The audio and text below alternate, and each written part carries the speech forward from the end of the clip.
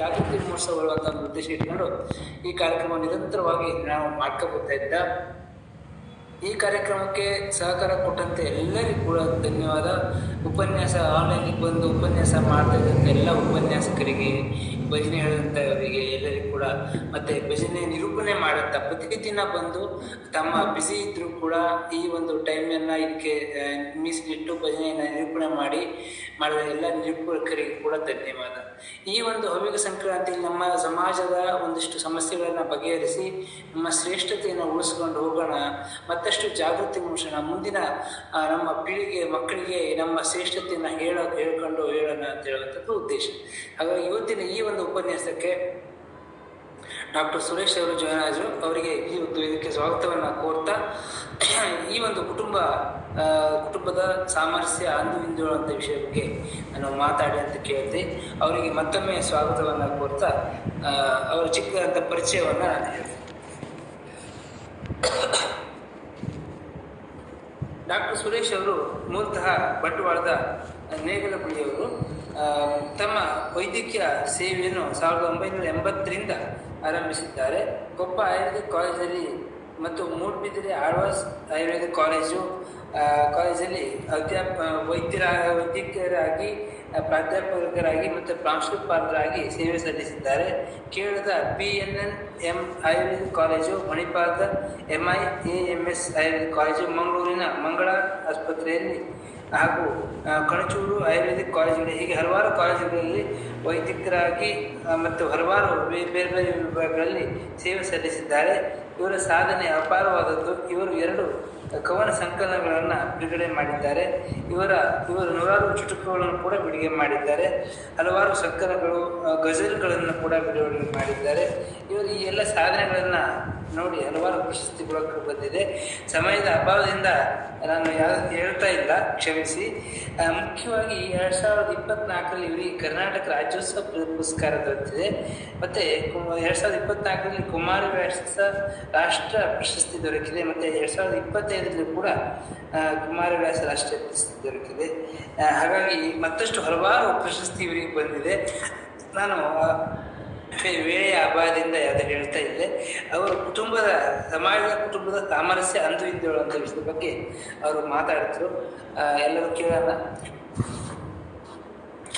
ಹೇಳ್ತಾ ಈಗ ಉಪನ್ಯಾಸ ಮಾಡೋ ಅಂತೇಳಿ ಕೇಳ್ಕೊಳ್ತೀವಿ. ನಮಸ್ಕಾರ.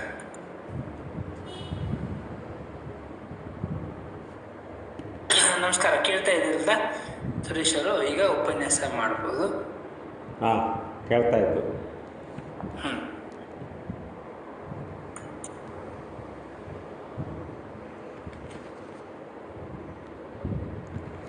ಪ್ರಥಮವಾಗಿ ಈ ಹವ್ಯಕ ಸಭಾ ಸಂಘಟನೆಗೆ ನಮನಗಳು.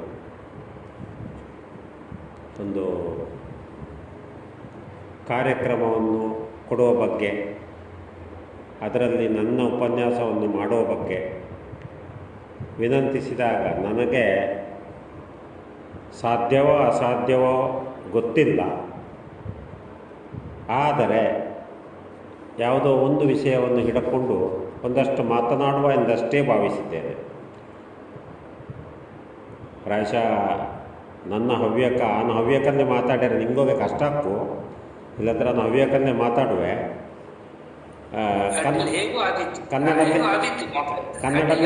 ಕನ್ನಡಲ್ಲೇ ಅಕ್ಕಲ್ಲ.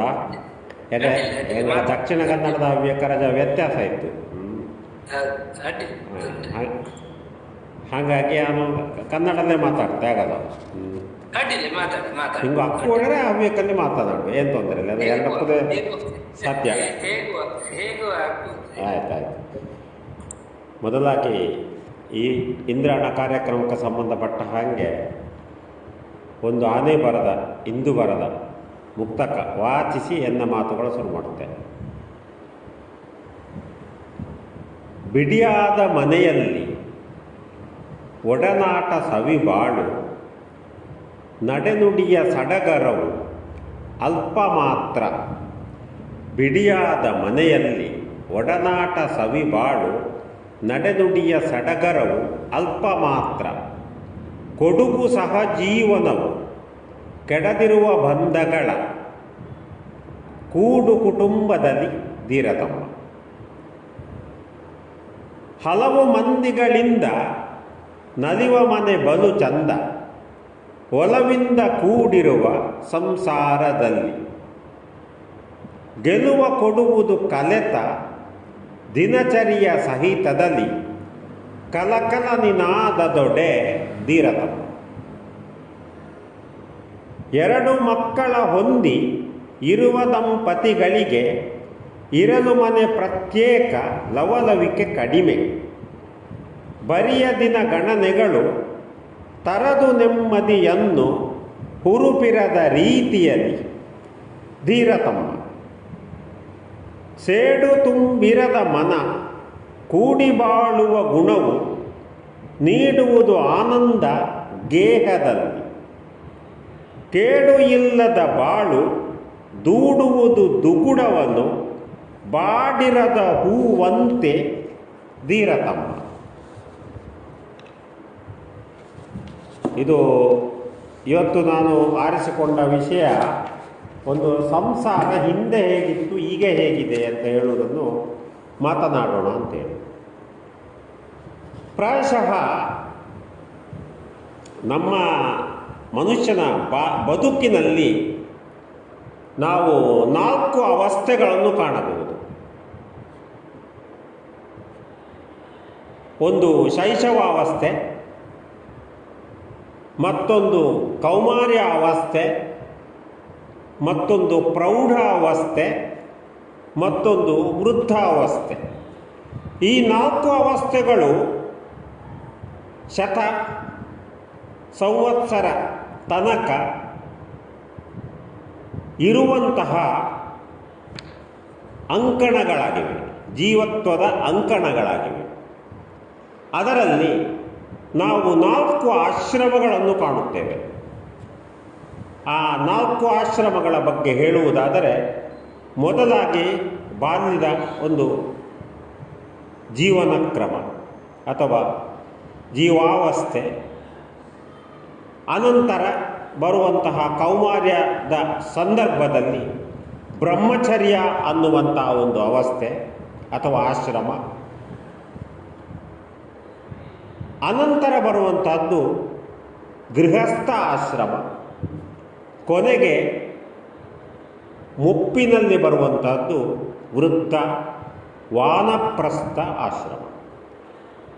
ಈ ಆಶ್ರಮಗಳು, ಈ ಅವಸ್ಥೆಗಳು, ಇವುಗಳನ್ನೆಲ್ಲ ಒಳಗೊಂಡಂತೆ ಮಾತನಾಡಿದಾಗ ಮಾನವನ ಒಂದು ಬದುಕಿನಲ್ಲಿ ಅತ್ಯಂತ ಗಮನಾರ್ಹವಾದಂತಹ ಒಂದು ಪಾತ್ರ ವಹಿಸುವುದು ಗೃಹಸ್ಥ ಆಶ್ರಮ. ಯಾಕೆಂದರೆ ಗೃಹಸ್ಥ ಆಶ್ರಮ ಬದಿಗಿರಿಸಿದರೆ ಅದು ಸನ್ಯಾಸಕ್ಕೆ ಹೋಗುತ್ತದೆ. ಸನ್ಯಾಸಾಶ್ರಮ ಮುಂದುವರಿದು ವಾನಪ್ರಸ್ಥಾಶ್ರಮ ಆಗುತ್ತದೆ.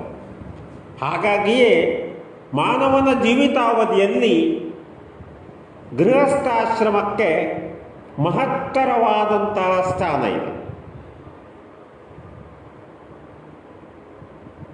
ಪ್ರೌಢಾವಸ್ಥೆ ಬಂದಾಗ 25 ವರ್ಷಗಳ ಅವಧಿ ಹೊಂದಿದ ಪುರುಷನು 16 ವರ್ಷಗಳ ಅವಧಿ ಹೊಂದಿದ ಕನ್ಯೆಯನ್ನು ವರಿಸಿ ವಿವಾಹಿತನಾಗಿ ತಾನು ದಾಂಪತ್ಯ ಜೀವನವನ್ನು ಆರಂಭಿಸುತ್ತಾ ಮುಂದೆ ತನ್ನ ಸಂಸಾರದ ಒಂದು ಮುಂದುವರಿಕೆಗೆ ಪಾದವನ್ನು ಇಡುವ ಒಂದು ಅವಸ್ಥೆಯಲ್ಲಿ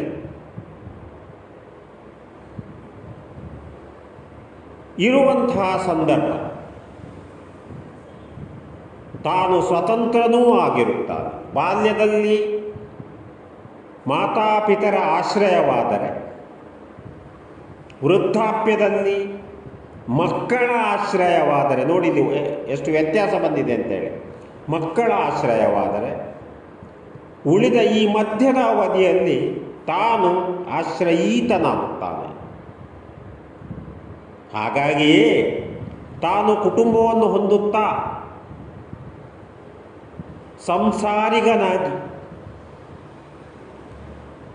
ಮಕ್ಕಳನ್ನು ಹೊಂದಿ ತನ್ನ ಕುಟುಂಬದ ಮುಂದುವರಿಕೆಗೆ ಹಾಗೂ ತನ್ನ ಏನು ಹೇಳ್ತೇವೆ ನಾವು ವಂಶದ ಮುಂದುವರಿಕೆಗೆ ಹೆಜ್ಜೆ ಇಡುವಂತಹ ಈ ಅವಧಿಗಳು ಜೀವನದಲ್ಲಿ ಅತ್ಯಂತ ಪ್ರಮುಖವಾದ ಪಾತ್ರವನ್ನು ವಹಿಸುತ್ತವೆ. ಆದಾಗಲೇ ಒಂದು ಸಾಮಾಜಿಕ ತಳಹದಿಯಲ್ಲಿ ಆ ವ್ಯಕ್ತಿಗೆ ಸ್ಥಾನ, ಮಾನ, ಗೌರವ, ಮರ್ಯಾದೆ ಮತ್ತು ಪುರಸ್ಕಾರಗಳು ಸ್ವಾಭಾವಿಕವಾಗಿಯೇ ಲಭಿಸುತ್ತವೆ. ಆದ್ದರಿಂದಲೇ ಅವರು ಸಮಾಜದ ಒಂದು ಪ್ರಮುಖ ಅಂಗವಾಗಿ ಮಾರ್ಪಡಿಸಲ್ಪಡುತ್ತಾರೆ. ಆದ್ದರಿಂದಲೇ ನಾವು ಅದನ್ನು ಕುಟುಂಬ ಅನ್ನುತ್ತೇವೆ. ಕುಟುಂಬದಲ್ಲಿ ಕುಟುಂಬ ಅಂದರೆ ಗಂಡ, ಹೆಂಡತಿ, ಅನಂತರ ಜನಿಸಿದ ಮಕ್ಕಳು ಸೇರಿ ಇದ್ದಂತಹ ಒಂದು ಕೂಟ. ಇದರಲ್ಲಿ ಆ ದಂಪತಿಗಳ ಮಾತಾಪಿತೃಗಳು ಸಮ್ಮಿಳಿತಗೊಂಡು ಮತ್ತು ತಮ್ಮ ಜತೆಗೆ ಇದ್ದಂತಹ ಸೋದರ ಸೋದರಿಯರು ಇರುವಂಥದ್ದು ಸೇರಿದಾಗ ಅದೊಂದು ಸಮಷ್ಟಿ ಕುಟುಂಬವಾಗುತ್ತದೆ ಅಥವಾ ಕೂಡು ಕುಟುಂಬವಾಗುತ್ತದೆ. ಅವುಗಳನ್ನು ಹೊರತುಪಡಿಸಿ ಇದ್ದಾಗ ಅದು ಒಂಟಿ ಕುಟುಂಬವಾಗುತ್ತದೆ. ಮೊದಲನೆಯದು ಜಂಟಿ ಕುಟುಂಬ, ಎರಡನೆಯದು ಒಂಟಿ ಕುಟುಂಬ. ಹೀಗಿರುತ್ತಾ ಒಂದು ಕುಟುಂಬದಲ್ಲಿ ವಿಶೇಷವಾಗಿ ಮಗನನ್ನು ಹೊಂದಿಕೊಂಡಂತೆ ಒಬ್ಬ ಮಾತಾಪಿತೃಗಳ ಮಗನನ್ನು ಹೊಂದಿಕೊಂಡಂತೆ ಇರುವಾಗ ಆ ಮನೆಯ ಒಂದು ಏಳಿಗೆ ಮತ್ತು ಬೆಳವಣಿಗೆಗಳಿಗೆ ದಂಪತಿಗಳ ಒಂದು ಕೊಡುಗೆ ಅಪಾರ. ಹಾಗಾಗಿಯೇ ಪತಿ ಮತ್ತು ಪತ್ನಿಯ ಜವಾಬ್ದಾರಿಗಳನ್ನು ನಾವು ಕುಟುಂಬದಲ್ಲಿ ಸರಿಯಾದ ರೀತಿಯಲ್ಲಿ ಅಳೆಯಬೇಕಾಗುತ್ತದೆ. ಪತಿ ಮತ್ತು ಪತ್ನಿಯ ಜವಾಬ್ದಾರಿಗಳು ಕೇವಲ ಪತಿಗೂ ಅಲ್ಲ, ಕೇವಲ ಪತ್ನಿಗೂ ಅಲ್ಲ, ಈವರಿಗೂ ಹೊಂದಿಕೊಂಡಂತೆ ಇದ್ದಾಗ ಅಲ್ಲಿ ಸುರಳಿತವಾದಂತಹ ಒಂದು ಮನೆಯ ವಾರ್ತೆ ನಡೆಯುತ್ತದೆ. ಕುಟುಂಬದ ಆ ಯಶಸ್ಸಿಗೆ ಪತಿ ಮತ್ತು ಪತ್ನಿಯ ಪಾತ್ರಗಳ ವಿವೇಚನೆ ಸಹ ಅಷ್ಟೇ ಪ್ರಮುಖವಾದದ್ದು.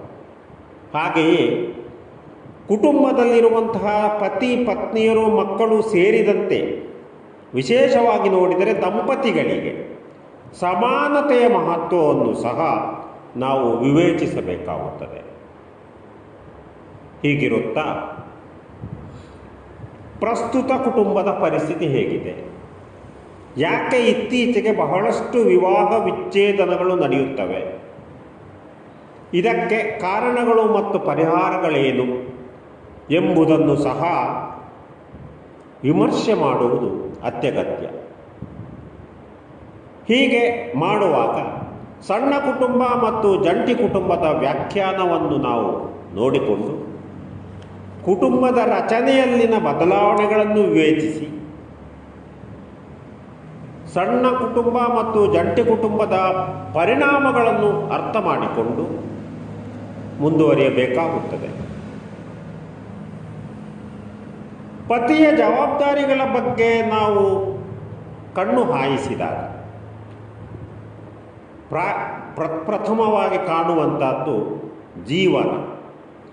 ಕೌಟುಂಬಿಕ ಜೀವನದಲ್ಲಿ ಸರಿಯಾದ ರೀತಿಯಲ್ಲಿ ನಡೆಯಬೇಕಾದರೆ ಅರ್ಥಕ್ಕೆ ಬಹಳಷ್ಟು ಪ್ರಾಧಾನ್ಯತೆವಿದೆ. ಆ ಅರ್ಥ ಅನ್ನುವಂಥದ್ದು ಸ್ಥಿರವಾಗಿ ಇದ್ದಾಗ, ಆರ್ಥಿಕ ಸ್ಥಿರತೆ ಅನ್ನುವುದು ಇದ್ದಾಗ ಅಲ್ಲಿ ಮಾನಸಿಕ ಸ್ಥಿರತೆ ಉಂಟಾಗುತ್ತದೆ. ಹಾಗೆಯೇ ಪತಿಯಾದವನು ಅಥವಾ ಏನು ಯಜಮಾನ ಅಂತ ನಾವೇನು ಈಗಿನ ಕಾಲದಲ್ಲಿ ಅಥವಾ ಹಿಂದಿನ ಕಾಲದಲ್ಲಿ ಕರಿತಿದ್ವಿ, ಅವನು ಕುಟುಂಬದ ಆರ್ಥಿಕ ಸ್ಥಿರತೆಯ ಬಗ್ಗೆ ಸಂಪೂರ್ಣವಾದಂತಹ ಒಂದು ಜವಾಬ್ದಾರಿಯನ್ನು ಹೊಂದಿರುತ್ತಾನೆ. ಯಾಕೆ ನಾವು ಅದಕ್ಕೆ ಆ ಯಜಮಾನ ಅನ್ನುವ ಹೆಸರಾಕಿದ್ವಿ. ಯಾರಾದರೂ ಹೆಂಗಸು ಸಿಕ್ಕಿದರೆ ಏನು ಹೇಳ್ತಾರೆ, ನಮ್ಮ ಯಜಮಾನರು ಇವತ್ತು ಬರಲಿಲ್ಲ ಅನ್ನುವ ಶಬ್ದವನ್ನು ಹೇಳ್ತಾರಲ್ವ. ಹಾಗೆಯೇ ಆ ಕುಟುಂಬದ ಒಂದು ಸಂಪೂರ್ಣ ರಕ್ಷಣೆ ಮತ್ತು ಭದ್ರತೆಗಳು, ಕುಟುಂಬವು ಸರಿಯಾದ ರೀತಿಯಲ್ಲಿ ನಡೆಯುವ ಹಾಗೆ, ಕುಟುಂಬದಲ್ಲಿ ಯಾವುದೇ ತೊಡಕುಗಳು ಇಲ್ಲದ ಹಾಗೆ, ಕುಟುಂಬದಲ್ಲಿ ಒಂದು ಸುರಳಿತವಾದಂತಹ ಹೆಂಡತಿಗೆ ಮಕ್ಕಳಿಗೆ ಜೀವನ ಕ್ರಮ ಸಿಕ್ಕುವ ಹಾಗೆ ಮಾಡುವಂಥದ್ದು ಸಹ ಈ ಯಜಮಾನನ ಅಥವಾ ಪತಿಯಾದವನ ಬಾಧ್ಯಸ್ಥಿಕೆ. ಆಗಲೇ ಅಲ್ಲಿ ಭದ್ರತೆ ನಿಲ್ಲುತ್ತದೆ, ರಕ್ಷಣೆ ಮತ್ತು ಭದ್ರತೆ. ಇದರ ಜೊತೆಗೆ ಹೀಗಾಗಲು ಏನು ಬೇಕು? ಹೀಗಾಗಲು ಪತ್ನಿ ಮತ್ತು ಮಕ್ಕಳಿಗೆ ಬೆಂಬಲ ಮತ್ತು ಮಾರ್ಗದರ್ಶನವನ್ನು ನೀಡಬೇಕಾಗುತ್ತದೆ. ಆರ್ಥಿಕ ಮತ್ತು ಮಾನಸಿಕ ಭದ್ರತೆಗಳನ್ನು ನೀಡುವುದರ ಜೊತೆಗೆ ಸಕಲ ಕ್ಷೇಮ, ನಾನೊಬ್ಬನೇ ಚೆನ್ನಾಗಿದ್ದರೆ ಸಾಕು ಅನ್ನುವಂತಹ ಒಂದು ಮನೋಸ್ಥಿತಿ ಮನೆಯಲ್ಲಿ ಇರುವುದೂ ಇಲ್ಲ, ಇದ್ದರೆ ಆ ಮನೆ ಉದ್ಧಾರ ಆಗುವುದಿಲ್ಲ ಅಂತ ಹೇಳ್ಬೋದು. ಹಾಗೆಯೇ ಪ್ರೀತಿ, ವಿಶ್ವಾಸ, ಪ್ರೇಮಗಳನ್ನು ತುಂಬಿ ಮನೆ ಮಂದಿಯಲ್ಲಿ ಪ್ರೀತಿ, ವಿಶ್ವಾಸ, ಪ್ರೇಮಗಳು ಸಮಾನವಾಗಿ ಹರಡಿದ್ದು, ಮಗನನ್ನು ಕಂಡ್ರೆ ತಂದೆಗಾಗುವುದಿಲ್ಲ, ತಂದೆಯನ್ನು ಕಂಡ್ರೆ ಮಗನಿಗಾಗುವುದಿಲ್ಲ, ಹೆಂಡತಿ ಗಂಡನಿಗೆ ಸಣ್ಣ ಸಣ್ಣ ವಿಷಯಕ್ಕೂ ತಾಕಲಾಟಗಳು ಇತ್ಯಾದಿಗಳು ಇರುವಂತಹ ವಿದ್ಯಮಾನ ಇದ್ದಾಗ ಯಾವುದೇ ರೀತಿಯ ಒಂದು ಉತ್ತಮ ಉಸಿರಾಟ ಆ ಮನೆಯಲ್ಲಿ ಇರುವುದು ಅಸಾಧ್ಯ. ಇಲ್ಲಿ ಪತಿಯ ಜವಾಬ್ದಾರಿ ಬಹಳಷ್ಟು ಮಹತ್ವದ್ದಾಗಿರ್ತದೆ. ಸಂವಹನ ಮತ್ತು ಸಂಬಂಧಗಳನ್ನು ಬೆಳೆಸುವಲ್ಲಿ ಹೆಚ್ಚಾಗಿ ಯಜಮಾನ ಅಥವಾ ಹಿರಿಯನಾದವ ಯಾವ ರೀತಿಯಲ್ಲಿ ಇರುತ್ತಾನೆಯೋ ಆ ರೀತಿ ಮನೆಯ ಬೆಳವಣಿಗೆಗಳು ಮುಂದುವರಿಯುತ್ತವೆ. ಒಬ್ಬ ಯಜಮಾನನಾದವ ಆ ಮನೆಯನ್ನು ನಡೆಸುವಾತ ಸಾತ್ವಿಕನಾಗಿದ್ದಾಗ ಮನೆ ಮಂದಿ ಎಲ್ಲ ಸಾತ್ವಿಕರೇ ಆಗಿರ್ತಾರೆ. ಆತನು ರಾಜಸಿಕ ಗುಣವನ್ನು, ತಾಮಸಿಕ ಗುಣವನ್ನು ಹೊಂದಿದ್ದು ದುರಾಭ್ಯಾಸ ಪೀಡಿತನಾಗಿಯೂ ಇದ್ದಾಗ ಆ ಮನೆಯಲ್ಲಿ ಪ್ರಾಯಶಃ ಉಳಿದವರು ಸಹ ಸರಿಯಾಗಿ ಇರುವುದು ಅಸಂಭವ. ಹಾಗಾಗಿಯೇ ಪತಿಯ ಜವಾಬ್ದಾರಿಯಲ್ಲಿ ಇವೆಲ್ಲವೂ ಬರುತ್ತವೆ. ಹಾಗಂತ ಪತ್ನಿಗೆ ಜವಾಬ್ದಾರಿ ಇಲ್ಲವೋ ಅಂದರೆ ಪತ್ನಿಗೂ ಜವಾಬ್ದಾರಿಗಳಿವೆ. ಕುಟುಂಬ ಒಂದು ಮನೆ ಬೆಳಗುವವಳು ಅಂತ ಹೇಳುವ ಹೆಸರಿದೆ ಅವಳಿಗೆ. ಮನೆಯಲ್ಲಿ ಗೃಹಿಣಿಯಾದವಳು ಇಲ್ಲದಿದ್ದರೆ ಅಲ್ಲಿ ಕತ್ತಲು ತುಂಬಿರುತ್ತದೆ, ಅಂಧಕಾರ ತುಂಬಿರುತ್ತದೆ. ಆ ಮನೆಯಲ್ಲಿ ಒಂದು ಉತ್ತಮವಾದಂತಹ ವಾತಾವರಣವೇ ಇರುವುದಿಲ್ಲ ಅನ್ನುವುದು ಸಾರ್ವಕಾಲಿಕ ಸತ್ಯ.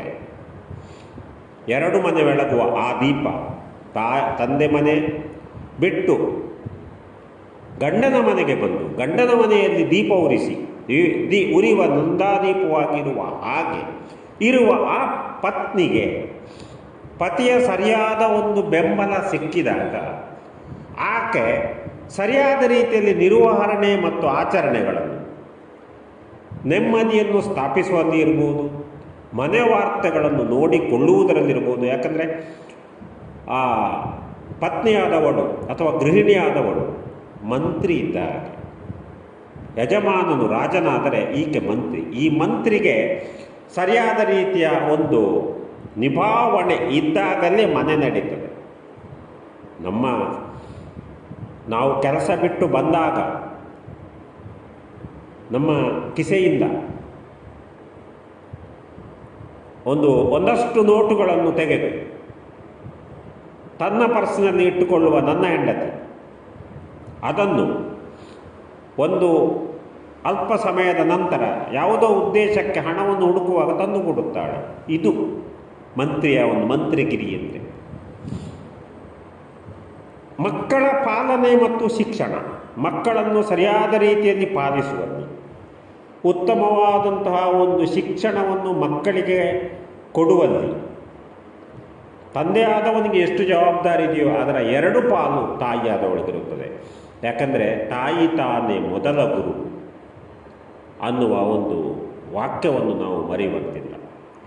ಅಂತಹ ತಾಯಿ ಒಂದು ಉತ್ತಮವಾದಂತಹ ನಾಗರಿಕತೆಗೆ, ತನ್ನ ಮಕ್ಕಳು ಶ್ರೇಷ್ಠ ನಾಗರಿಕರಾಗಲು ಸರಿಯಾದ ಒಂದು ಹಾದಿಯನ್ನು ನಿರ್ಮಿಸುವ ಜವಾಬ್ದಾರಿಯನ್ನು ಹೊಂದಿರುತ್ತಾಳೆ. ಮನೆಯನ್ನು ನಡೆಸುವಂಥದ್ದು, ತನ್ನ ಪತಿಗೆ ಸಂಪೂರ್ಣವಾದ ಸಹಕಾರ ಕೊಡುವಂಥದ್ದು, ಮನೆಯಲ್ಲಿರುವ ಸದಸ್ಯರಿಗೆ ಮೈದುನ ಇರಬಹುದು, ತಂದೆ ಮಾವ ಇರಬಹುದು, ಅತ್ತೆ ಇರಬಹುದು, ಅವರಿಗೆ ಸಹ ಸಮಾನವಾದಂತಹ ತೂಕವನ್ನು ನಿಭಾಯಿಸಿಕೊಂಡು ನಡೆಸುವಂತಹ ಒಂದು ಗುಣ ನಡತೆ ಇರುವ ಗೃಹಿಣಿ ಆ ಮನೆಯನ್ನು ಬೆಳಗಬಲ್ಲಳು.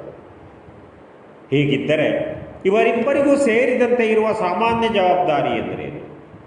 ಮನೆಯಲ್ಲಿ ಮಾಡುವ ಆಚರಣೆಗಳು, ಅದು ದೇವತಾ ಕಾರ್ಯ ಇರ್ಬೋದು, 6 ಗಂಟೆಗೆ ಒಂದು ಶಂಖ ಊದುವುದಿರ್ಬೋದು, ಬೆಳಿಗ್ಗೆ ಒಂದು ಶಂಖ ಊದುವುದಿರ್ಬೋದು, ದೇವತಾರ್ಚನೆ ಇರ್ಬೋದು, ದೇವರ ಪೂಜೆ ಇರ್ಬೋದು. ನಾನು ಮುಖ್ಯವಾಗಿ ನಮ್ಮ ಬ್ರಾಹ್ಮಣ ಕಮ್ಯುನಿಟಿಗೆ ಹೊಂದಿಕೊಂಡಂತೆ ಹೇಳ್ತಾ ಇದ್ದೇನೆ. ಮನೆ ಎದುರುಗಡೆ ರಂಗವಲ್ಲೇ ಹಾಕುವುದಿರ್ಬೋದು, ಆ ಮನೆಯನ್ನು ಚೆಂದಕ್ಕೆ ನೋಡಿಕೊಳ್ಳುವುದಿರ್ಬೋದು, ಒಂದು ಯಾವುದೇ ರೀತಿಯ ಕೊಳಕಿರದಂತೆ ರಕ್ಷಿಸುವಂಥದ್ದಿರ್ಬೋದು. ಇವೆಲ್ಲವುಗಳಲ್ಲಿ ಸಮಾನ ಬಾಧ್ಯಸ್ಥಿಕೆಯನ್ನು ಪತಿ ಪತ್ನಿಯರು ಇರುವರು ಹೊಂದುತ್ತಾರೆ. ಹೆಂಡತಿ ಚಂದಕ್ಕೆ ನೆಲವನ್ನು ಒರೆಸಿ ಉದ್ದಿ ಹೋಗಿರ್ತಾಳೆ. ಗಂಡನಾದವ ತನ್ನ ಚಪ್ಪಲಿಯನ್ನು ಕೂಡ ತೆಗೆಯದೆ ಹಾಗೆ ಮೆಟ್ಟಿಕೊಂಡು ಬಂದರೆ ಹೇಗಾದೀತು ಪರಿಸ್ಥಿತಿ? ಹಾಗೆಯೇ ಕುಟುಂಬದ ಸದಸ್ಯರ ನಡುವೆ ಸಂವಹನ ಮತ್ತು ಸಂಬಂಧವನ್ನು ಬೆಳೆಸುವಂಥದ್ದು, ಒಪ್ಪಿ ನಡೆಯುವ ಒಂದು ಗುಣ. ಯಾವುದಾದ್ರೂ ಒಂದು ವಿಷಯದಲ್ಲಿ ಆರ್ಗ್ಯುಮೆಂಟ್ ಮಾಡದೆ, ವಾದವನ್ನೇ ಮಂಡಿಸದೆ. ಹಲವಾರು ಕುಟುಂಬಗಳಲ್ಲಿ ನಾವು ನೋಡ್ತೇವೆ ಇತ್ತಂಡ ವಾದಗಳು, ವಿತ್ತಂಡ ವಾದಗಳು, ಅಥವಾ ವಿಗೃಹ್ಯ ಸಂಭಾಷ ಅಂತ ನಾವು ಕರಿತೇವೆ. ವಿಗೃಹ್ಯ ಸಂಭಾಷ ಯಾವತ್ತೂ ಒಳ್ಳೆಯದಲ್ಲ. ಸಂಧಾಯ ಸಂಭಾಷ ಒಳ್ಳೆಯದು. ಸಂಧಾಯ ಸಂಭಾಷ ಅಂದರೆ ಯಾವುದೋ ಒಂದು ವಿಷಯವನ್ನು ನಾವು ಇನ್ನಷ್ಟು ಸ್ವೀಕರಿಸಲು, ಅದನ್ನು ಊರ್ಜಿತಗೊಳಿಸಲು ಮಾಡುವ ಸಂಭಾಷಣೆ ಅಂಥವುಗಳು. ಆ ರೀತಿಯ ಗುಣನಡತೆಯನ್ನು ಹೊಂದಿರುವ ಗುಣ ಗಂಡ ಹೆಂಡತಿ ಇಬ್ಬರಲ್ಲೂ ಇದ್ದಾಗ ಎಷ್ಟೋ ನಾವು ಮನೆಗಳಲ್ಲಿ ನೋಡ್ತೇವೆ. ಆ ಮನೆ ಬಹಳ ಅಚ್ಚುಕಟ್ಟು, ಮನೆ ಎಂಥ ಗುಣ ಅವರದ್ದು ಹೇಳ್ತಾರೆ. ಅದೇ ಕೆಲವು ಮನೆಗಳಿವೆ, ಗಂಡ ಮೂಢ ಆದರೆ ಹೆಂಡತಿ ಪಡು ಅಂತ ನಮ್ಮ ಭಾಷೆಯಲ್ಲಿ ಹೇಳ್ತೇವೆ. ಯಾರೋ ನಂಟರು ಬಂದರೆ ಹೆಂಡತಿಗೆ ಭಾಳ ಆನಂದ, ಇವರು ಬಂದರು ಅನ್ನೋ ಖುಷಿ ಆಯಿತು. ಗಂಡನಿಗೆ ಯಾಕೆ ಬಂದರು ಅಂತ ಅನಿಸೋದು. ಅಥವಾ ಯಾರೋ ಆತ್ಮೀಯ ಅತಿಥಿಗಳು, ಆತ್ಮೀಯರು ಬಂದರೆ ಅವರನ್ನು ಸ್ವಾಗತಿಸುವ ಗುಣ ಗಂಡನಿಗೆ, ಹೆಂಡತಿಗೆ ಅವರಿಗೆ ಕಾಪಿ ಮಾಡಿ ಕೊಡಬೇಕಲ್ಲ ಅನ್ನುವಂತಹ ಒಂದು ಬೇಜಾರ. ಹೀಗೆ ಇರಬಾರ್ದು ಅಂತೇಳಿ. ಹಾಗಾಗಿ ಕುಟುಂಬದ ಯಶಸ್ಸಿಗೆ ಬೇಕಾಗಿ ಒಟ್ಟಾಗಿ ಕೆಲಸ ಮಾಡುವ ಗುಣ ಇದ್ದಾಗ ಈ ರೀತಿಯ ಪತಿ ಪತ್ನಿಯ ಜವಾಬ್ದಾರಿಗಳು ಹೊಂದಿಕೊಂಡು ಹೋದಾಗ ಅಲ್ಲಿ ಆನಂದವನ್ನು ನಾವು ಕಾಣಬಹುದು ಅಂತೇಳಿ. ಹಾಗಾದರೆ ಪ್ರಸ್ತುತ ಕುಟುಂಬ ಮತ್ತು ಹೆಚ್ಚುತ್ತಿರುವ ವಿವಾಹ ವಿಚ್ಛೇದನಗಳು ಈಗ ನಾವು ನೋಡ್ತೇವೆ. ಮೊದಲಿಗಿಂತ ಕಾಲವೂ ಬದಲಾಗಿದೆ, ಕಾರಣವೂ ಬದಲಾಗಿದೆ, ಜೀವನ ಕ್ರಮವೂ ಬದಲಾಗಿದೆ. ಹಿಂದೆ ನಾನು ಆಗ ಹೇಳಿದ ಗುಣಧರ್ಮಗಳನ್ನು ಹೊಂದಿದ ಮನೆಗಳೇ ಜಾಸ್ತಿ ಇದ್ದವು. ಗಂಡ ಹೆಂಡತಿ ಮತ್ತು ಹೆಂಡತಿ ಗಂಡನ ಹಾಕಿದ ಗೆರೆಯನ್ನು ದಾಟದ ಹೆಂಡತಿ, ಹೆಂಡತಿಯ ಮಾತಿಗೆ ಎದುರಾಡದ ಗಂಡ, ಈ ರೀತಿ ಇದ್ದ ಪರಿಸ್ಥಿತಿ ಹೋಗಿ ಚಿಕ್ಕ ಒಂದು ಮನೆಯೂ ಚಿಕ್ಕದಾಯಿತು. ಹೆಚ್ಚಾಗಿ ಈ ಕೂಡು ಕುಟುಂಬ ಇದ್ದದ್ದು ಹೋಗಿ ಏಕ ಕುಟುಂಬ ಆಯಿತು, ಅಥವಾ ಜಂಟಿ ಕುಟುಂಬ ಹೋಗಿ ಒಂಟಿ ಕುಟುಂಬ ಆಯಿತು, ಅಥವಾ ಜಂಟಿ ಕುಟುಂಬವೇ ಆದರೂ ಹೆಚ್ಚುತ್ತಿರುವಂತಹ ವಿಜ್ಞಾನ ಮತ್ತು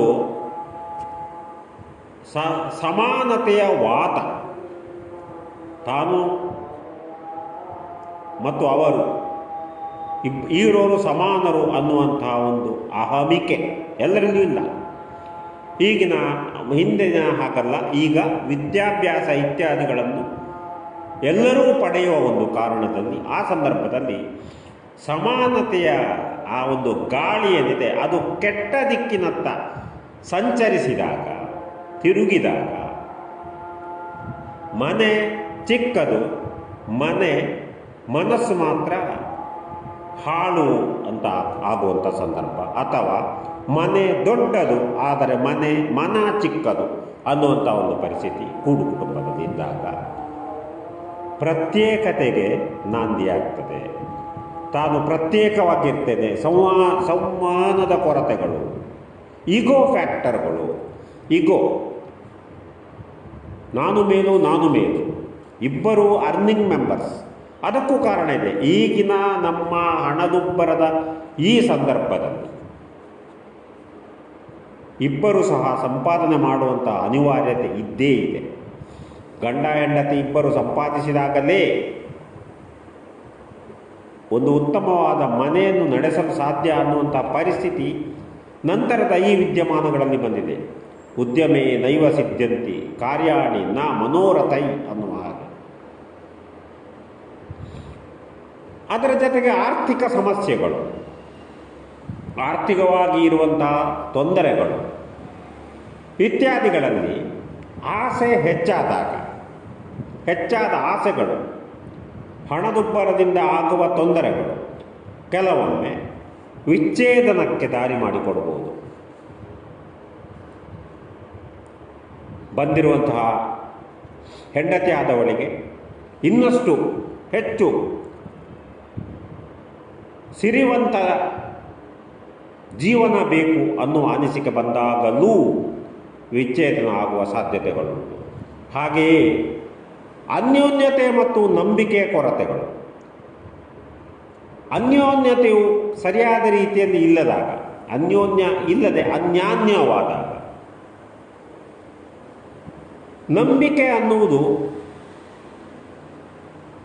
ಸರಿಯಾದ ಮಟ್ಟದಲ್ಲಿ ಇಲ್ಲದಾಗ ಪರಸ್ಪರ ನಂಬಿಕೆಗಳು ಬೇಕಾಗ್ತದೆ.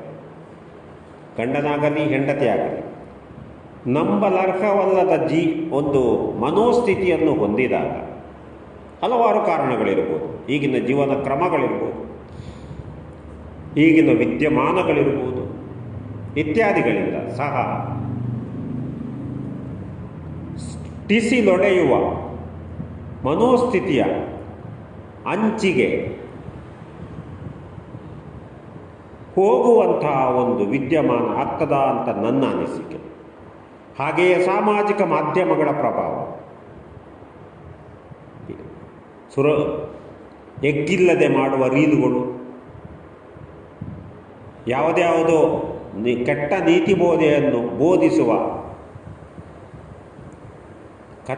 ಕಥಾವಸ್ತುಗಳನ್ನು ಹೊಂದಿದ ಧಾರಾವಾಹಿಗಳೋ ಅಥವಾ ಸಿನಿಮಾಗಳೋ ಇತರ ಮಾಧ್ಯಮಗಳೋ ಇರುವಂಥದ್ದು ಇತ್ಯಾದಿಗಳ ಪ್ರಭಾವಕ್ಕೊಳಗಾದಾಗ ನಾವು ಹೇಳ್ತೇವಲ್ಲ, ಒಂದು ಸಿನಿಮಾದಲ್ಲಿ ಆ ಒಂದು ಪಾತ್ರಕ್ಕೆ ತಕ್ಕ ಹಾಗೆ ಒಬ್ಬ ವ್ಯಕ್ತಿ ಯಾವುದ್ಯಾವುದೋ ರೀತಿಯ ಉಡುಗೆ ತೊಡುಗೆಯನ್ನು ಧರಿಸಿಕೊಂಡು ಬಂದರೆ ಈ ವ್ಯಕ್ತಿ ತನ್ನ ಜೀವನ ಪರ್ಯಂತ ಹಲವಾರು ಕಾಲ ನಿತ್ಯ ಜೀವನಕ್ಕೆ ಅದೇ ತೊಡುಗೆಯನ್ನು ತೊಟ್ಟುಕೊಂಡು ನಡೀತಾನೆ ಅಂತ ಹೇಳುವಂಥ ಜೋಕನ್ನು ನಾನು ಹೇಳೋದು ಕೇಳಿದ್ದೇನೆ.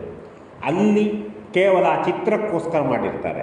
ಹಾಗೆಯೇ ಹಲವಾರು ಕಥಾವಸ್ತುಗಳು ಈ ಕಥಾವಸ್ತುಗಳಿಂದ ವಿಚಲಿತವಾಗಿ, ಅಥವಾ ತನ್ನ ಸಂಗಡಿಗರು ತಾನು ಕೂಡ ಕೆಲಸ ಕಾರ್ಯಗಳಿಗೆ ಹೋಗುವಾಗ, ದುಡಿಯುವಾಗ ಉಳಿದವರನ್ನು ನೋಡಿ ತಾನು ಅವರಂತೆಯೇ ಆಗಬೇಕು ಅನ್ನುವ ಹಪಹಪಿಕೆಯಿಂದಲೂ ಬಿರುಕು ಮೂಡುವ ಸಾಧ್ಯತೆಗಳಿವೆ. ಅಂದರೆ ಒತ್ತಡ ಮತ್ತು ನಿರೀಕ್ಷೆಗಳು.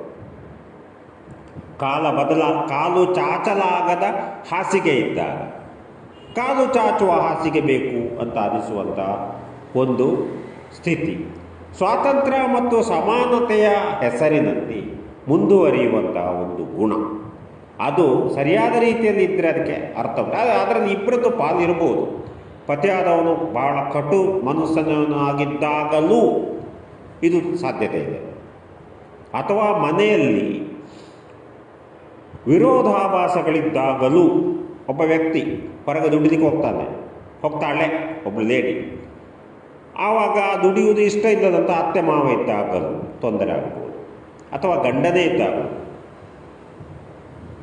ಸಾಮಾಜಿಕ ಕಾರ್ಯಕರ್ತೆಯಾಗಿರುವ ಒಬ್ಬ ಮಹಿಳೆಯನ್ನು ಮದುವೆಯಾದ ಗಂಡ ನೀನಿನ್ನದಕ್ಕೆ ಹೋಗಬಾರದು ಅಂತ ಹೇಳಿದರೆ ಆವಾಗ ಇದ್ದಕ್ಕಿದ್ದಂತೆ ಅವಳಿಗೆ ವಿರಸ ಮೂಡಬಹುದು.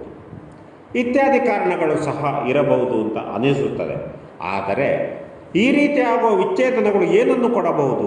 ಆ ಮಕ್ಕಳ, ಒಂದು ವೇಳೆ ಮಕ್ಕಳಾಗಿದ್ದರೆ ಆ ಮಕ್ಕಳ ಮೇಲೆ ಪರಿಣಾಮವನ್ನು ಬೀರುತ್ತವೆ.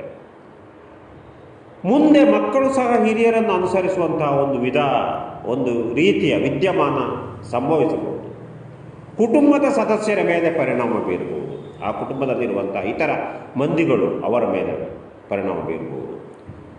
ಮಾನಸಿಕ ಆರೋಗ್ಯದ ಮೇಲೆ ಪರಿಣಾಮ ಬೀರಬಹುದು. ಇಡೀ ಕುಟುಂಬದ ಮಾನಸಿಕ ಆರೋಗ್ಯ ಹದಗೆಡುತ್ತದೆ. ಆತಂಕಗಳು ಅಥವಾ ಒಂದು ರೀತಿಯ ಹಿತರಹಿತ ಅಹಿತವಾದಂತಹ ದಿನಚರಿಗಳು ಇಡೀ ಮನೆಯಲ್ಲಿ ಇರುವಂಥದ್ದು ಇತ್ಯಾದಿಗಳು ಸಹ ಆಗ್ಬೋದು. ಹಾಗಾಗದ ಇರಬೇಕಾದರೆ ತಗ್ಗಿದ ಗದ್ದೆ 3 ಬೆಳೆ. ತಗ್ಗಿನಲ್ಲಿರುವ ಗದ್ದೆಗೆ ಯಾವಾಗಲೂ 3 ಬೆಳೆ ಉಂಟು ಅಂತ ಒಂದು ಗಾದೆ ಇದೆ. ಆ ರೀತಿಯಲ್ಲಿ ಇರುವಂಥ ಕುಟುಂಬಸ್ಥರು ಸಂವಹನವನ್ನು ಸುಧಾರಿಸಿಕೊಂಡಾಗ, ಸಂವಹನಶೀಲತೆಯನ್ನು ರೂಢಿಸಿಕೊಂಡಾಗ ತಾರತಮ್ಯತೆಯನ್ನು ಹೋಗಲಾಡಿಸಬಹುದು.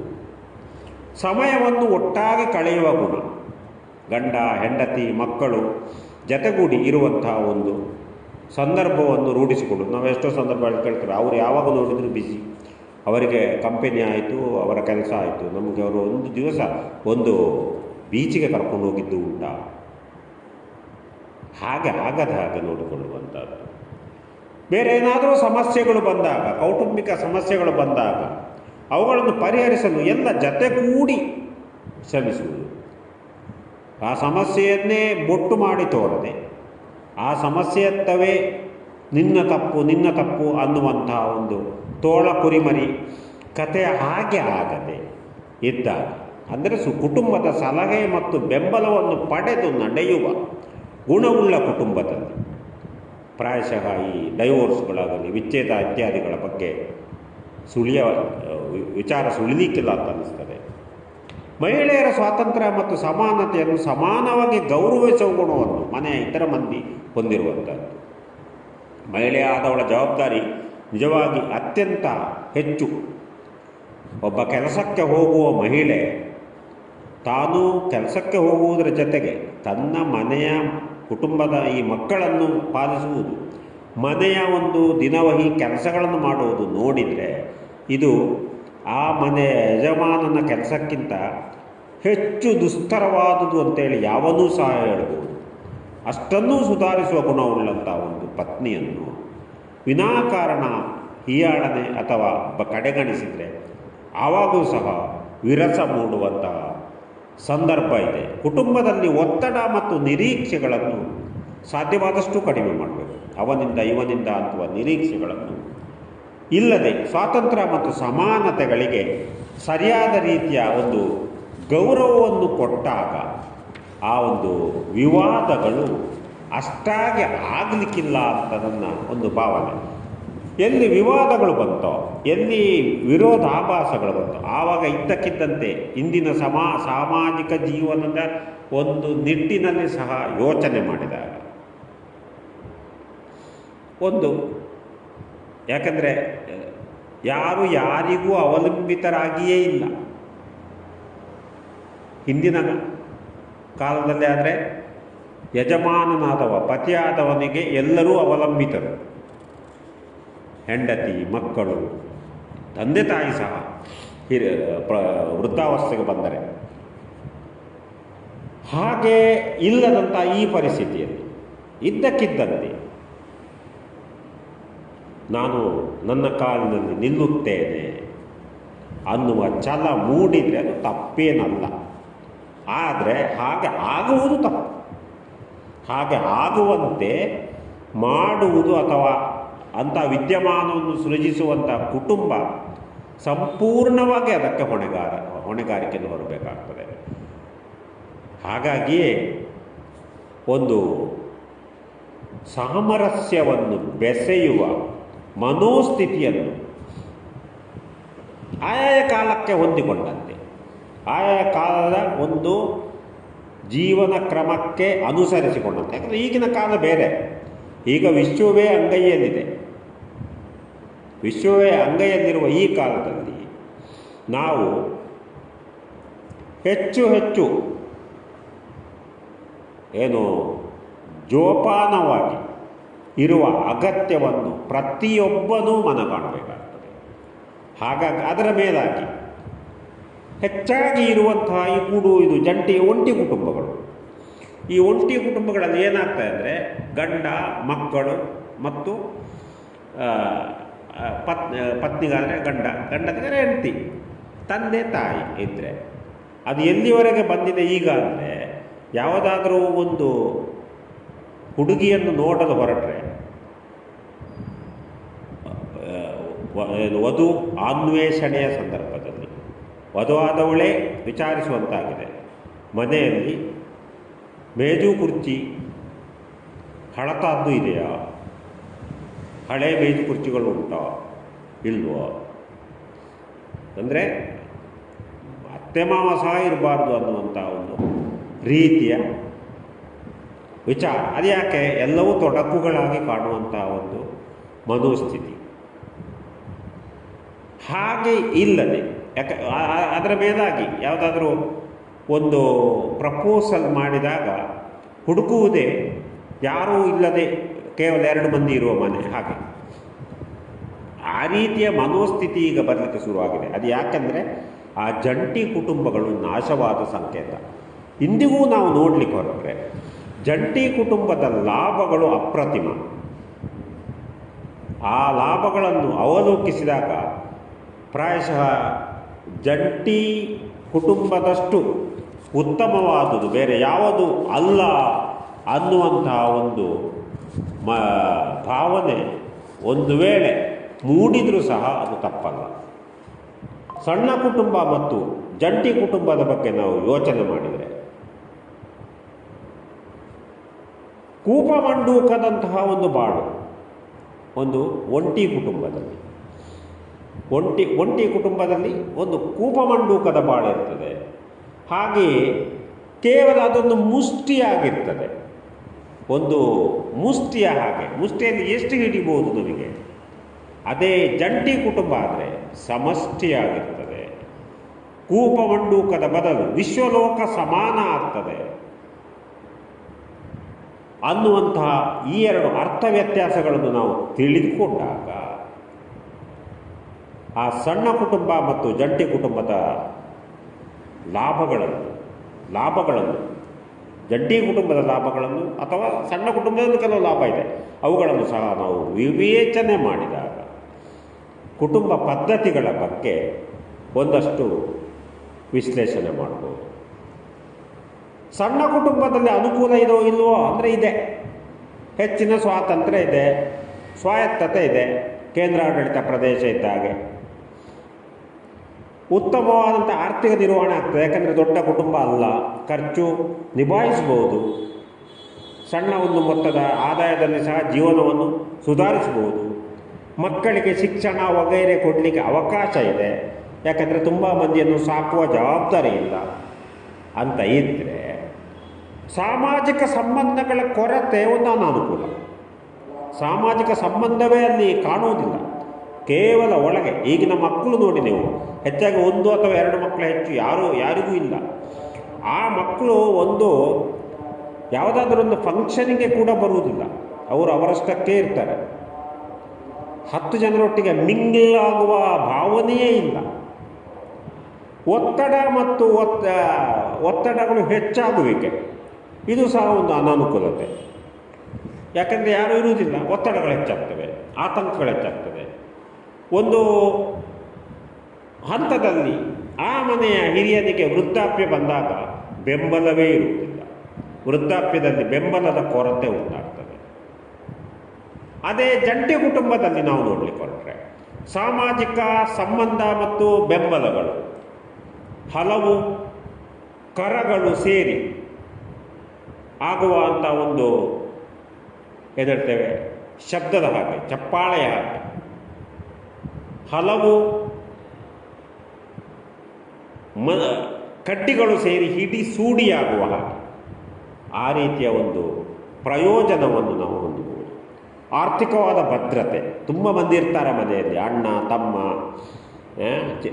ಇನ್ನೊಬ್ಬ ತಮ್ಮ ಅಥವಾ ಅಣ್ಣ, ದೊಡ್ಡಣ್ಣ, ಹಿರಿಯ, ಹೀಗೆಲ್ಲ ಇದ್ದಾಗ ತುಂಬ ಮಂದಿ ಇರುವಂಥ ಕುಟುಂಬ. ಹಿಂದಿನ ಕಾಲಕ್ಕೆ ಯೋಚನೆ ಮಾಡಿ ನೀವು, ಆರ್ಥಿಕವಾದ ಭದ್ರತೆ ಇರ್ತದೆ. ಒಬ್ಬೊಬ್ಬರು ಒಂದೊಂದು ಕೆಲಸದಲ್ಲಿ ಇರ್ತಾರೆ, ಅವರೆಲ್ಲ ಮನೆಗೆ ಹಾಕ್ತಾರೆ ಹಣವನ್ನು. ಅಥವಾ ಸಂಕಷ್ಟ ಬಂದಾಗ ಆಚೆ ಅಣ್ಣ ಕೊಡ್ತಾನೆ, ಈಚೆ ತಮ್ಮ ಕೊಡ್ತಾನೆ. ಇದನ್ನು ನಾವು ನೋಡ್ಬೋದು. ಅಂದರೆ ಆರ್ಥಿಕವಾದಂಥ ಒಂದು ಭದ್ರತೆ ಇರ್ತದೆ, ಹಲವು ಮಂದಿಯ ಸಹಕಾರ ಇರ್ತದೆ, ಮಕ್ಕಳಿಗೆ ಉತ್ತಮ ಮೌಲ್ಯ ಮತ್ತು ಸಂಸ್ಕಾರಗಳು ಸಿಗ್ತವೆ. ತುಂಬ ಮಂದಿ ಇರ್ತಾರೆ, ಆಗ ಸಂಸ್ಕಾರವನ್ನು ಇನ್ನಷ್ಟು ತಿಳಿಗೊಳಿಸಲು ಅನುವು ಮಾಡಬಹುದು ಅಥವಾ ಅನುಕೂಲ ಆಗಬಹುದು. ಅದೇ ಸ್ವಾತಂತ್ರ್ಯ ಮತ್ತು ಸ್ವಾಯತ್ತತೆಯ ಒಂದು ಕೊರತೆಯನ್ನು ಮಾತ್ರ ನಾವು ಕಾಣ್ತೇವೆ ಕೂಡು ಕುಟುಂಬದಲ್ಲಿ. ಸ್ವಾತಂತ್ರ್ಯ ಸ್ವಾಯತ್ತತೆಗಳು ಸ್ವಲ್ಪ ಮಟ್ಟಿಗೆ ಇಳಿಮುಖ. ಯಾಕಂದರೆ ಒಂದು 10 ಮಂದಿ ಇರ್ತಾರೆ, ಅವರ ಇತರರ ಆಸೆ ಆಕಾಂಕ್ಷೆಗಳಿಗೆ ತಕ್ಕಂತೆ ನನ್ನ ಬದುಕನ್ನು ಕತ್ತರಿಸಿಕೊಳ್ಳುವುದು ಅನ್ನುವಂಥ ಒಂದು ನಿರೂಪಣೆಗೆ ಅಲ್ಲಿ ಧಕ್ಕೆ ಬರ್ತದೆ. ಹಲವು ಮಂದಿಗೆ ಒಪ್ಪುವ ಹಾಗೆ ಆ ಮನೆಯ ಒಂದು ಏನು ಹೇಳ್ತೇವೆ ನಾವು ಚೌಕಟ್ಟನ್ನು ನಿಭಾಯಿಸುವಲ್ಲಿ ಪಾತ್ರ ವಹಿಸಿಕೊಳ್ಬೇಕಾಗ್ತದೆ. ಸ್ವಾಭಾವಿಕವಾಗಿ ಒತ್ತಡ ಮತ್ತು ಒತ್ತಡಗಳ ಹೆಚ್ಚಳ ಆಗ್ಬೋದು, ಒತ್ತಡ ಹೆಚ್ಚಾಗ್ಬೋದು. ಎಲ್ಲರ ಅಭಿಪ್ರಾಯದ ಪ್ರಕಾರ ಮುನ್ನಡೆಯಬೇಕು ಅನ್ನುವಂಥದ್ದು ಒಂದು ಮನೋಧರ್ಮ ಆದರೆ ಅದು ಅಲ್ಲಿ ತೊಡಕಾಗಿಯೂ ಆಗ್ಬೋದು. ಅದು ಈ ಜಂಟಿ ಕುಟುಂಬದ ಒಂದು ತೊಂದರೆ.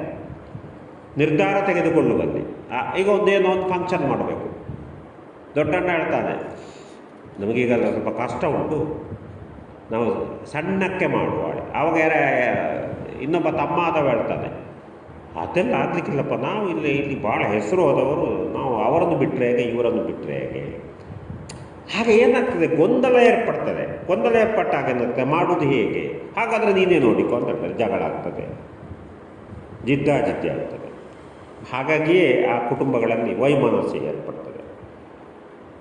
ಹಾಗೆಯೇ ಮಕ್ಕಳ ಮೇಲೆ ಸಣ್ಣ ಕುಟುಂಬದಲ್ಲಾದರೆ ಹೆಚ್ಚಿನ ಸ್ವಾತಂತ್ರ್ಯ ಇರ್ತದೆ, ಅವರು ಫ್ರೀ ಬರ್ಡ್ಗಳು. ಆದರೆ ಅವರು ಕೂಪ ಮಂಡೂಕರಾಗಿರ್ತಾರೆ, ಏಕಾಂಗಿತನ. ಉತ್ತಮ ಶಿಕ್ಷಣ ಮತ್ತು ಅವಕಾಶಗಳು ಸಿಗ್ತವೆ ಅವರಿಗೆ. ಯಾಕಂದರೆ 1-2 ಮಕ್ಕಳಿರುವುದು, ಅವರು ಕಲಿಯುವಷ್ಟು ಕಲೀಲಿ, ನಾನು ಕಲಿಸ್ತೇನೆ ಅಂತ ಅಪ್ಪ ಆದವ ಹೇಳ್ತಾನೆ. ಇಂಥದ್ದೆಲ್ಲ ಲಾಭಗಳಿವೆ. ಇದರ ಒಟ್ಟಿಗೆ ಒತ್ತಡ ಮತ್ತು ಒತ್ತಡಗಳ ಹೆಚ್ಚಳಗಳು ಸ್ವಲ್ಪ ಜಾಸ್ತಿ. ಏಕಾಂಗಿಯಾಗಿರುವ ಕಾರಣವೋ, ಹೆಚ್ಚು ಸಂಪರ್ಕಹೀನತೆ ಇರುವ ಕಾರಣವೋ ಆಗುವ ಸಾಧ್ಯತೆಗಳು ಒಂಟಿ ಕುಟುಂಬದಲ್ಲಿ. ಅದೇ ಜಂಟಿ ಕುಟುಂಬದಲ್ಲಿ ಆದರೆ ಸಾಮಾಜಿಕ ಸಂಬಂಧಗಳು ಮತ್ತು ಇತರರ ಬೆಂಬಲಗಳು ಇರ್ತವೆ. ಈಗ ನೋಡಿ, ಉದಾಹರಣೆಗಾಗಿ SLC ಆಯಿತು, PUC ಆಯಿತು, ಇನ್ನು ಮುಂದೆ ಯಾವ ವಿದ್ಯಾಭ್ಯಾಸ ಮಾಡುವುದು ಅಂತ ಯೋಚನೆಯಲ್ಲಿ ಮುಳುಗಿದ್ದಾಗ ಒಬ್ಬ ಅಣ್ಣ ಹೇಳ್ತಾನೆ, ನೀನು ಸಣ್ಣ ಮಟ್ಟದ ಒಂದು ಯಾವುದಾದ್ರೂ ವಿದ್ಯಾಭ್ಯಾಸವನ್ನು ಮಾಡು, ಕೋರ್ಸುಗಳನ್ನು ಮಾಡು ಅಂತೇಳಿ. ಆವಾಗ ಇನ್ನೊಬ್ಬ ಅಣ್ಣ ಆದವ ಹೇಳ್ತಾನೆ, ಇಲ್ಲ ನೀನು ದೊಡ್ಡದಾದ ಹೆಚ್ಚು ಆದಾಯ ತರುವ ಮತ್ತು ಪ್ರತಿಷ್ಠಿತವಾದಂಥ ಒಂದು ಕೋರ್ಸನ್ನೇ ಮಾಡು ಅಂತೇಳಿ. ಈ ರೀತಿಯಲ್ಲಿ ಆದಾಗ ಏನಾಗ್ತದೆ, ಅಲ್ಲಿ ಬೆಂಬಲ, ನಮಗೆ ಒಂದು ಅಗತ್ಯವಾದಂತಹ ಒಂದು ಬೆಂಬಲ ಸಿಗ್ತದೆ ಅಂತೇಳಿ. ಹಾಗಾಗಿಯೇ ಈ ಜಂಟಿ ಕುಟುಂಬದಲ್ಲಿ ಕೆಲವೊಮ್ಮೆ ಲಾಭಗಳೂ ಇವೆ, ತೊಂದರೆಗಳು ಇಲ್ಲ ಅಂತಲ್ಲ, ಆದರೆ ಲಾಭಗಳಿರ್ತವೆ. ಉತ್ತಮವಾದ ಮೌಲ್ಯ ಮತ್ತು ಸಂಸ್ಕಾರಗಳು ಮಾತ್ರ ಒಂದೊಂದು ಸಾರಿ ಬದಲಾವಣೆ ಆಗಬಹುದು ಅಂತ ಹೇಳ್ಬೋದು. ಜಂಟಿ ಕುಟುಂಬದಲ್ಲಿ ಇದ್ದಾಗ ಜೀವನ ಮೌಲ್ಯಗಳು ಹೆಚ್ಚು ಸುಧಾರಿತಗೊಳ್ಳುವಂಥ ಅವಕಾಶಗಳನ್ನು ನಾವು ಕಲ್ಪಿಸಿಕೊಳ್ಬೋದು ಅಥವಾ ಪಡೆಯಬಹುದು ಅಂತ ಹೇಳ್ಬೋದು. ಹಾಗಾಗಿಯೇ ಎರಡರಲ್ಲೂ ಸ್ವಲ್ಪಾಂಶ ಹಿತ ಸ್ವಲ್ಪಾಂಶ ಅಹಿತ ಇದ್ದರೂ ಹಂಸಕ್ಷೀರ ನ್ಯಾಯತೆ ಸ್ವೀಕರಿಸಿಕೊಂಡು ನಡೆಯುವಂಥದ್ದು ಪ್ರಾಯಶಃ ಹೆಚ್ಚು ಉತ್ತಮ ಅಂತ ನನ್ನ ಭಾವನೆ. ಹಾಗೆಯೇ ಇದಕ್ಕೆ ಸಂಬಂಧಪಟ್ಟ ಹಾಗೆ ಇನ್ನೊಂದು ಗಜಲ್ ನಾನು ಬರೆದದ್ದನ್ನು ವಾಚಿಸ ಬಯಸುತ್ತೇನೆ. ಹುರುಪು ತುಂಬಿರಬೇಕು ಗೇಹದಲ್ಲಿ ಇರುವಾಗ, ಇರಿಸಿಕೊಳ್ಳು ಕೊಡೆಯ ಮನವಿರಲಿ ಇರುವಾಗ, ಇರಿಸಿಕೊಳ್ಳು ಕೊಡೆಯ ಮನ ಇರಲಿ ಇರುವಾಗ, ನೋವು ನಲಿವನು ಪಾಲು ಮಾಡಿಕೊಂಡಿರಬೇಕು ತಾವು ಒಮ್ಮತ ತುಂಬಿ ಕೂಟದಲ್ಲಿ ಇರುವಾಗ, ತಾವು ಒಮ್ಮತ ತುಂಬಿ ಕೂಟದಲ್ಲಿ ಇರುವಾಗ, ನೋವು ನಲಿವನು ಪಾಲು ಮಾಡಿಕೊಂಡಿರಬೇಕು ತಾವು ಒಮ್ಮತ ತುಂಬಿ ಕೂಟದಲ್ಲಿ ಇರುವಾಗ, ಹೊರೆಯು ಘನವಾಗಿರಲು ಸನ್ನೆ ತತ್ವದಿ ಎತ್ತು ಮೇಲೆ, ಹೊರೆಯು ಘನವಾಗಿರಲು ಸನ್ನೆ ತತ್ವ ಅಂದ್ರೇನು ನೋಡಿ, ಒಂದು ಮರದ ತುಂಡನ್ನು ಲಾರಿಗೆ ಹಾಕಲಿಕ್ಕಾಗತ್ತೆ, ಒಂದು ಕೋಲನ್ನು ಹಿಡ್ಕೊಂಡು ಅದನ್ನು ಎತ್ತಿ ಮಾಡ್ತಾರಲ್ಲ, ಆ ರೀತಿ ಸನ್ನೆ. ಹಾಗಾಗಿಯೇ ಕೂಡು ಕುಟುಂಬದಲ್ಲಿ ಸನ್ನೆ ತತ್ವ ಬರ್ತದೆ. ಸನ್ನೆ ತತ್ವದ ಎತ್ತು ಮೇಲೆ ಕೊರಗು ಹರಿಯಲು ಹಲರು ಸೇರುತ್ತಲಿರುವಾಗ, ಕೊರಗು ಹರಿಯಲು, ಕೊರಗು ಅಥವಾ ದುಗುಡ ಇದ್ದಾಗ ಹಲರು ಸೇರಿದಾಗ ಅದು ಗುಣ ಆಗ್ತದೆ ಅಥವಾ ಪ್ರಯೋಜನಕಾರಿ ಆಗ್ತದೆ. ಹಲವಾರು ಕಾರ್ಯ ನಡೆಸಲೇಬೇಕಲ್ಲ ದಿನಚರಿಯಲ್ಲಿ, ಹಲವಾರು ಕಾರ್ಯ ನಡೆಸಲೇಬೇಕಲ್ಲ ದಿನಚರಿಯಲ್ಲಿ, ಹಲವು ಮಂದಿಗಳಿರುವ ಮನೆಗಳಲ್ಲಿ ಇರುವ, ಹಂಚಿಕೊಂಡರೆ ಎಲ್ಲವೂ ಸುರಳೀತ ಎನ್ನುವನು ಸುಜ್ಞಾನಿ, ಸಂಚಿರದೆ ಮನೆ ಮಂದಿ ಒಂದಾಗುತ್ತಲಿ ಇರುವಾಗ, ಸಂಚಿರದೆ ಮನೆ ಮಂದಿ ಒಂದಾಗುತ್ತಲಿ ಇರುವಾಗ. ಅಂದರೆ ಒಂದು ಜೀವನದಲ್ಲಿ ಯಾವ ರೀತಿಯಲ್ಲಿ ಒಂದಾಗಿ ಇರಲಿಕ್ಕೆ ಸಹಾಯ ಆಗ್ತದೆ ನಮ್ಮ ಕೂಡು ಕುಟುಂಬಗಳು ಎಂಬುದನ್ನು ನಾನು ಇಲ್ಲಿ ವ್ಯಕ್ತಪಡಿಸ ಹೊರಟಿದ್ದೇನೆ. ಹಾಗೆಯೇ ಇನ್ನೊಂದು ಪದ್ಯಾನ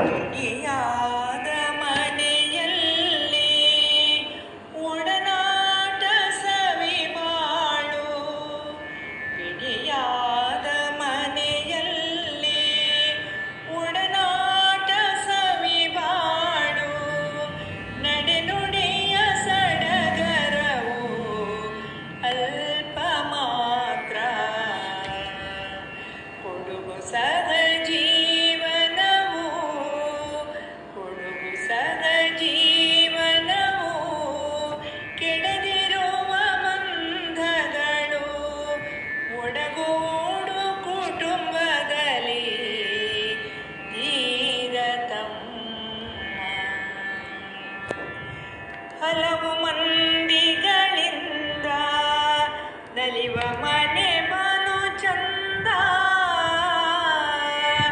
ಹಲವು ಮಂದಿಗಳಿಂದ ನಲಿವ ಮನೆ ಬಲು ಚಂದ, ಒಲವಿಂದ ಕೂಡಿರುವ ಸಂಸಾರದಲ್ಲಿ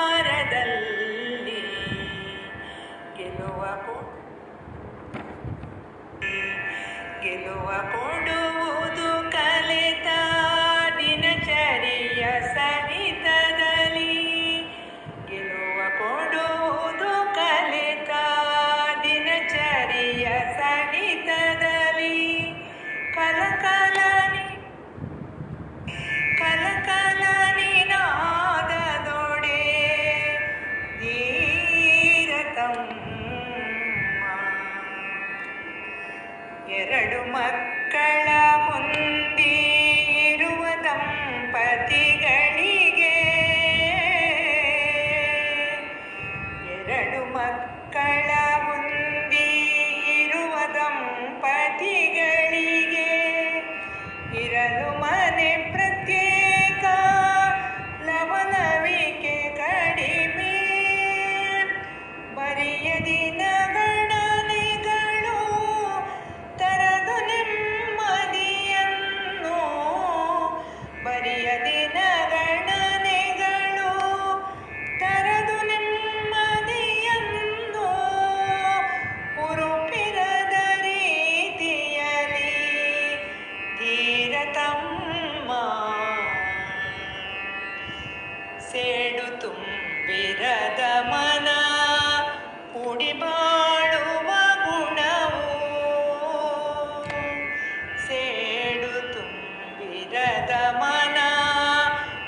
ಕೂಡಿ ಬಾಳುವ ಗುಣವು ನೀಡುವುದು ಆನಂದ ಗೇಹದಲ್ಲಿ, ನೀಡುವುದು ಆನಂದ ಗೇಹದಲ್ಲಿ.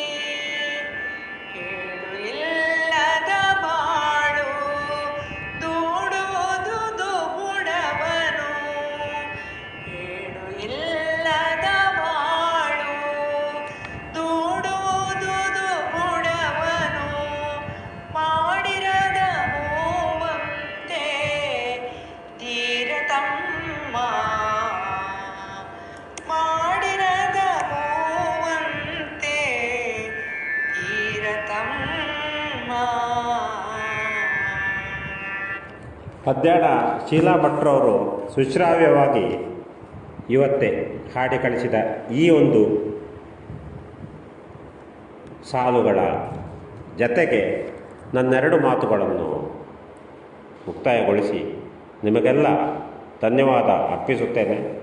ನನ್ನ ಮಾತುಗಳಲ್ಲಿ ಸಿಹಿಯೋ ಕಹಿಯೋ ಇದ್ದರೆ ಅದನ್ನು ಸ್ವೀಕರಿಸಿ ಕಹಿಯನ್ನು ನನಗೆ ಕೊಡಿ, ತಪ್ಪಿದ್ದರೆ ಕ್ಷಮಿಸಿ ಅನ್ನುತ್ತಾ ವಿರಮಿಸುತ್ತೇನೆ. ನಮಸ್ಕಾರ.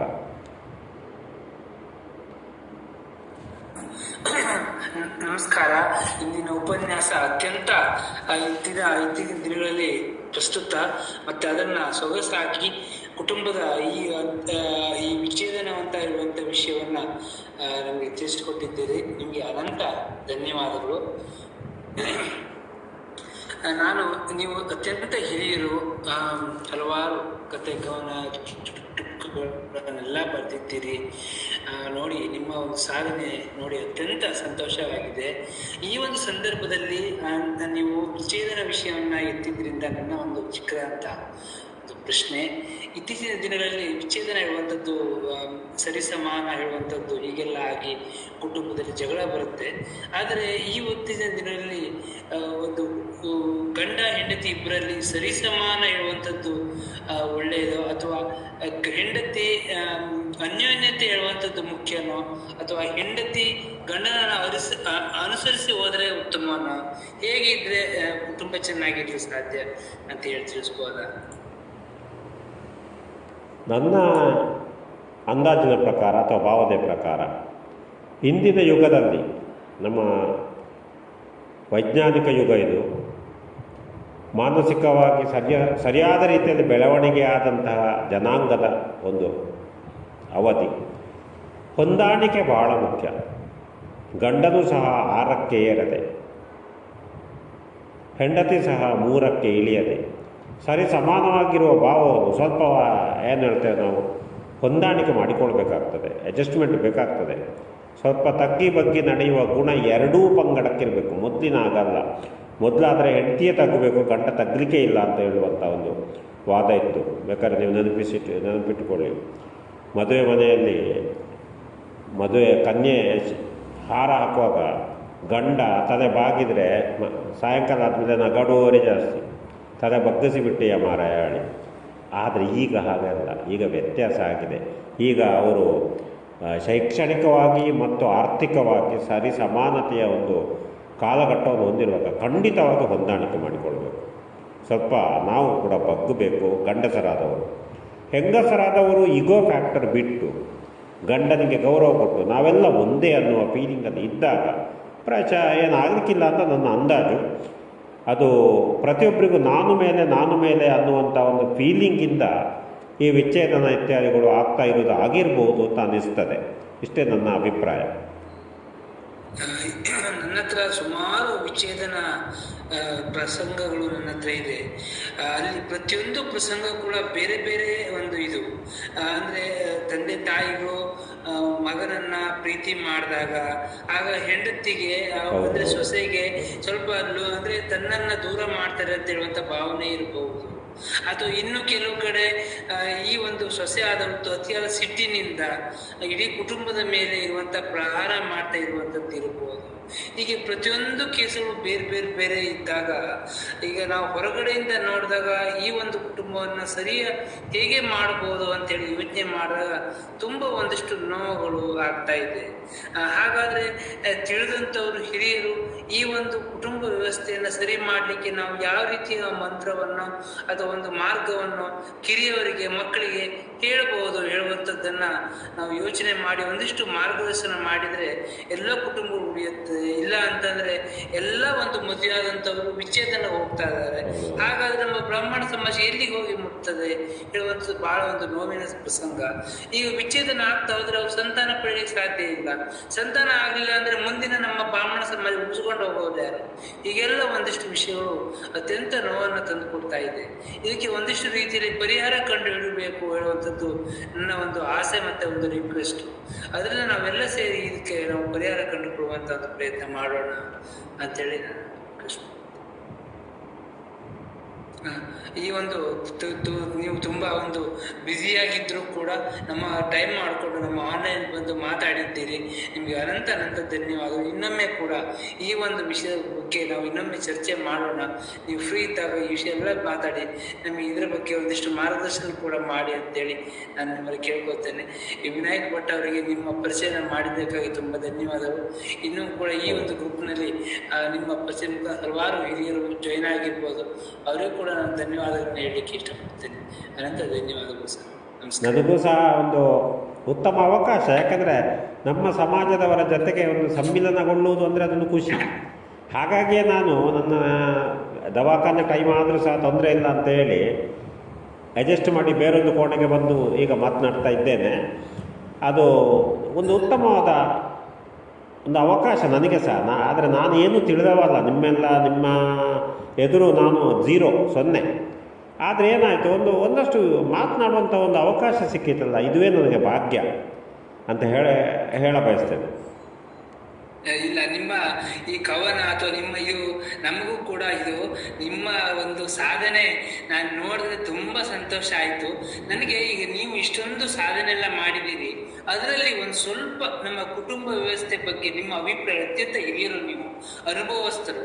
ನಿಮ್ಮ ಈ ಅನುಭವದಿಂದ ಈ ಕುಟುಂಬ ವ್ಯವಸ್ಥೆಯನ್ನು ಉತ್ತಮ ಮಾಡುವಲ್ಲಿ ನಾವು ಏನಾದರೂ ಒಂದು ದಾರಿ ಕಂಡುಹಿಡಿಬೋದು ಅಂತ ನನ್ನ ಯೋಚನೆ. ಯಾಕೆಂದರೆ ಈ ಒಂದು ಆಂಗ್ಲರ ಮತ್ತು ಹಲವಾರು ಇದರಿಂದ ನಮ್ಮ ಸಂಸ್ಕೃತಿಯನ್ನು ಹಾಳು ಮಾಡಿ ಹೋಗಿದ್ದಾರೆ. ಆದರೆ ನನಗೆ ಇನ್ನೂ ಮನಸ್ಸಲ್ಲಿ ಏನು ಅನಿಸ್ತಾ ಇದೆ ಅಂತಂದರೆ, ನಾವು ನಮ್ಮ ಕುಟುಂಬ ವ್ಯವಸ್ಥೆಯನ್ನು ಸರಿ ಮಾಡಲಿಕ್ಕೆ ಯಾವುದೋ ಒಂದು ದಾರಿ ಇರ್ಬೋದು, ಅದು ನಮಗೆ ಗೊತ್ತಿಲ್ಲ. ಅದು ಯಾವುದೋ ಒಂದು ದಾರಿ ಮಾಡಿದರೆ ಕುಟುಂಬ ವ್ಯವಸ್ಥೆ ಚೆನ್ನಾಗಾಗುತ್ತೆ ಅಂತ ನನಗೆ ಮನಸ್ಸಿಗೆ ಅನ್ನಿಸುತ್ತೆ. ಅದನ್ನು ಆ ರೀತಿಯಲ್ಲಿ ಮಾಡೋ ರೀತಿಯಲ್ಲಿ ನಮ್ಮ ವ್ಯವಸ್ಥೆಯನ್ನು ಮಾಡಿದರೆ ಎಲ್ಲ ಕುಟುಂಬಗಳು ಸಂತೋಷವಾಗಿರ್ಬೋದು ಅಂತ ನನಗೆ ಅನಿಸುತ್ತೆ. ಒಮ್ಮೆ ಇದ್ರ ಬಗ್ಗೆ ಇನ್ನೂ ನಾವು ಮಾತಾಡೋಣ ಅಂತ ಅನಿಸುತ್ತೆ. ಹಾಗಾಗಿ ತುಂಬ ಧನ್ಯವಾದಗಳನ್ನು ನಾನು ಹೇಳಲಿಕ್ಕೆ ಇಷ್ಟಪಡ್ತೇನೆ. ಹೌದು, ಆಗ್ಬೋದು. ನಮಸ್ತೆ ಸರ್. ತುಂಬಾ ಚೆನ್ನಾಗಿತ್ತು ಉಪನ್ಯಾಸ. ತುಂಬ ಹೃದಯದ ಧನ್ಯವಾದಗಳು. ನಾನು ವಿನಾಯಕ್ ಭಟ್. ವಿನಾಯಕ್ ಭಟ್, ನಮಸ್ಕಾರ ಸರ್. ನೀವು ಆಯುರ್ವೇದದ ಬಗ್ಗೆ ಒಂದು ಉಪನ್ಯಾಸ ಮಾಡಬೇಕು. ಆಯುರ್ವೇದದ ಬಗ್ಗೆ ಒಂದು ಉಪನ್ಯಾಸ ಸರ್ ತಮ್ಮಿಂದ. ನಮಸ್ಕಾರ ಸರ್. ನಮಸ್ತೆ. ಖಂಡಿತ ಮಾಡುವ. ನಿಮಗೂ ಧನ್ಯವಾದಗಳು ಸರ್. ನಮಸ್ತೆ. ವಿನಾಯಕ್ ಭಟ್ರಿಗೆ ಕೂಡ ಧನ್ಯವಾದಗಳು. ಎಷ್ಟೊಂದು ಜನರನ್ನ ನಮಗೆ ಪರಿಚಯ ಮಾಡಿ